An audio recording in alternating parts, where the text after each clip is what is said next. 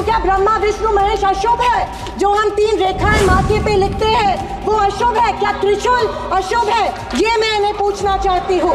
वर्ष 1993 में आरएसएस ने अपने श्वेत पत्र में संविधान को कचरे का ढेर करार दिया था। क्या मैं उस राज्य से हूँ जहाँ संत ज्ञानेश्वर, संत तुकाराम और संत रोहिदास जैसे अनेक संतों ने समाज को प्रेम और सद्भावना दी। दूसरी तरफ शिवाजी महाराज, संभाजी महाराज और शाहू महाराज जैसे शूरवीरों ने अपनी दूरदृष्टि से सामाजिक एकता और न्याय संगत समाज प्रणाली की स्थापना की। मैं उस महाराष्ट्र की पुत्री हूँ जहाँ महिलाओं के अधिकार सुनिश्चित करने हेतु अनेक आंदोलन द्वारा महात्मा ज्योतिबा फुले, क्रांति ज्योति सावित्रीबाई फुले जैसे समाज सुधारकों ने समाज को एक नई दिशा दी। मैं उस महाराष्ट्र की बेटी हूँ जहाँ के महान सुपुत्र डॉक्टर बाबा साहेब अम्बेडकर जी ने इस देश को संविधान के रूप में एक सशक्त और न्याय संगत लोकतांत्रिक मूलाधार प्रदान किया। पर आज उसी महाराष्ट्र में बीजेपी के सरकार के शपथ विधि के बिल्कुल 5 दिन बाद उसी संविधान की प्रत की विटंबना की जाती है। मैं इस बात का निषेध करती हूँ। परभणी जिले में संविधान के प्रत की विटंबना की गई। संविधान के हीरक महोत्सव के उपलक्ष्य में जब मेरे विचार रखने का मौका मुझे मिला तो मैं ये ज़रूर कहूँगी कि संविधान सिर्फ एक किताब या नियमों की एक संगति सूची नहीं है, बल्कि मेरी जान है संविधान, मेरी पहचान है संविधान और इस देश की आत्मा है संविधान। दूसरी तरफ आज़ादी के 50 साल बाद तक अपने तिरंगे को और संविधान को न मानने वाले सत्ता पक्ष के लोग इस देश की उसी आत्मा को कमजोर और खोखला करने की साजिश कर रहे हैं। इसी शुरुआत उसी दिन हो गई जिस दिन धर्मनिरपेक्षता, सेक्युलरिज्म जो संविधान का एक मूलभूत आधार स्तंभ है, उसी को लेके एक गाली या एक कलंक में रूपांतरित करने का प्रयत्न सत्ताधारियों द्वारा होने लगा है। सेक्युलरिज्म को आज भी इस भारत देश की पहचान है, उसे सत्ताधारी पक्ष एक कमजोरी कर रहे हैं या एक बीमारी साबित करने की होड़ में लग गए हैं। संविधान की किसी भी चर्चा या बहस को ये लोग सिर्फ इमरजेंसी पर ले जाते हैं, पर ये भूल जाते हैं कि स्वर्गीय इंदिरा गांधी जी, हमारी पहली महिला पंतप्रधान इंदिरा गांधी जी ने उस वक्त के हालातों के मद्देनजर वो संवैधानिक कदम उठाए थे और उस दौरान हुए गलतियों की माफ़ी भी देश के जनता से मांगी थी। और इतना ही नहीं, उनके विरोधियों ने गठित की गई कमेटी ने उन पर लगे सारे इल्ज़ामों से उन्हें बारी कर दिया था। मैं आज इस सदन में पूछना चाहती हूँ मोदी सरकार से, सॉरी 400 पार का नारा फेल होने के बाद एनडीए सरकार से पूछना चाहती हूँ, आप मणिपुर पर देश की जनता से माफी कब मांगोगे? आप किसान आंदोलन में शहीद हुए 700 से अधिक किसानों के परिवारों की माफी कब मांगोगे?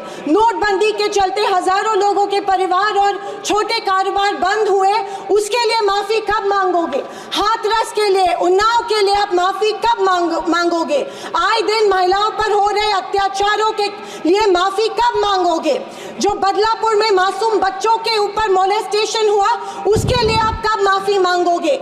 जेल में बैठकर अपराधी मर्डर प्लॉट्स गुजरात में सरकार उनको संरक्षण दे रही है, उसके लिए आप कब माफी मांगोगे? खैर, ये इनकी हिस्ट्री रही है या इनके डीएनए में है कि माफी सिर्फ खुद को बचाने के लिए अथॉरिटी में बैठे लोगों से मांगते हैं, आम जनता से ये माफी नहीं मांगते हैं। सत्ताधारी पक्ष के संविधान पर दिए गए भाषण सुनकर हंसी आ रही थी और अचरज भी हो रहा था, क्योंकि जो लोग इस देश में संविधान स्थापित होने के बाद हर पल संविधान को कोसते रहते हैं और हमेशा इस संविधान के विरोधी रहे हैं, उन्हीं को आज संविधान के गुणगान करते देख मन में प्रसन्नता हो रही है और संविधान के प्रति मेरी निष्ठा द्विगुणित हो रही है, क्योंकि ये एहसास हो रहा था कितने ही झूठ के पहाड़ बना लो, सच के आगे आखिर झुकना ही पड़ता है।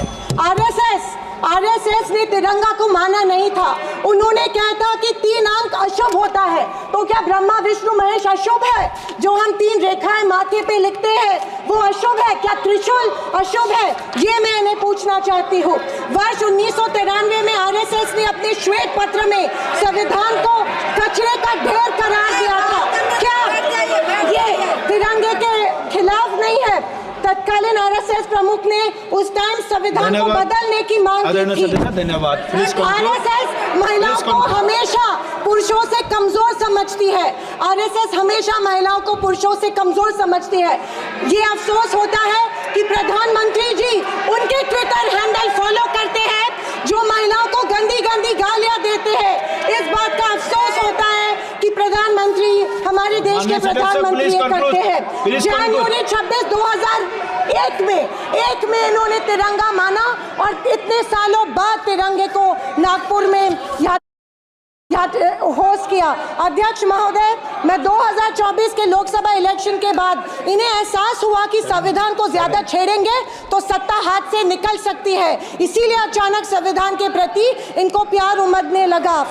अध्यक्ष महोदय, विशेष रूप से राजनाथ सिंह जी ने, मैं उनका सम्मान करती हूँ, बयान में जाने अनजाने आजादी के बाद से लेकर 2014 तक सारी कांग्रेस सरकारों को ऐसे सर्टिफिकेट दे दिया जिसे कोई झूठला नहीं सकता।